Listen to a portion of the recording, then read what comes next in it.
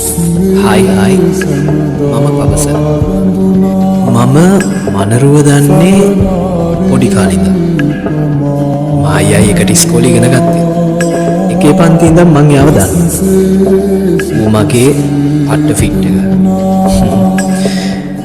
ඌයි මායි දෙන්න කවදාවත් විද්‍යාතරකට කොටු වෙලා පන්තියේ නිකන් පොතකට විතර සීමා වෙලා ජීවත් වුණ කට්ටියක් අතරේ හිටපු කෙනෙක් නෙමෙයි. කොටින්ම කිව්වොත් මායි මනුරි කියන්නේ පට්ට ආතල් එකේ හිටපු කෙනෙක්. හැබැයි අපි ඉස්කෝලේ කාලේ අන්තිම හරිය වගේ වෙනකොට හරිම පුදුම විදිහට අපේ කතාව වෙනස් වුණා. අපි දෙන්නගේ යාළුකම අතරට හරිම පුදුමාකාර වෙනස් විදිහේ අමුතුම යාළුවෙක් ආවා. ඒ තමයි රුෂිර මාණික්‍ය දේවප්‍රිය. නැත්තම් අපේ මාණික්‍ය කියලා කිව්වොත් කොටින්ම හරි. ඌ හරිම සංවර චරිතයක්. වගේම පොඩ්ඩක් තේරුම් ගන්න හරි අමාරුයි. මම සමහර වෙලාවල් වලට විහිළු කරා. හැබැයි ඌ එකකටත් hina වුණේ නෑ ලේසියෙන්. ඉතින් මං හිතුවා පට්ට සීරියස් චරිතයක් කියලා. ඒ වුණාට ඌගේ හිත හොඳයි. අපේ මනරුව නිසාම මේ අනික්යගේ තිබ්බ ගොඩක් හීන හැබෑ වෙන්න වැහිලා තිබ්බ ගොඩක් දේවල් ආපහු විවර වෙන්න හේතුවක්.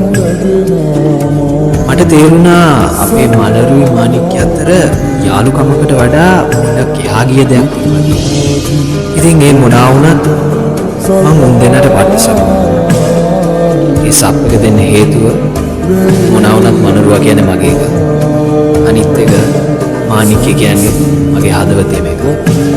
ඉතින් උන් දෙන්නට මම සපෝට් කරා වගේම තමයි අපේ මාණික්‍ය නිසා හරිම පුදුම දෙයක් මගේ ජීවිතේට.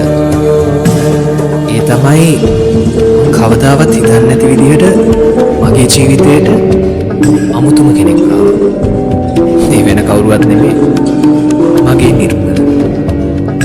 අන්තිමට අපේ තිබ්බ යාළුකම සහෝදරකමක් විතරක් නෙමෙයි. අන්තිමට අපි තුන්දෙනා එක පවුලක් වුණා.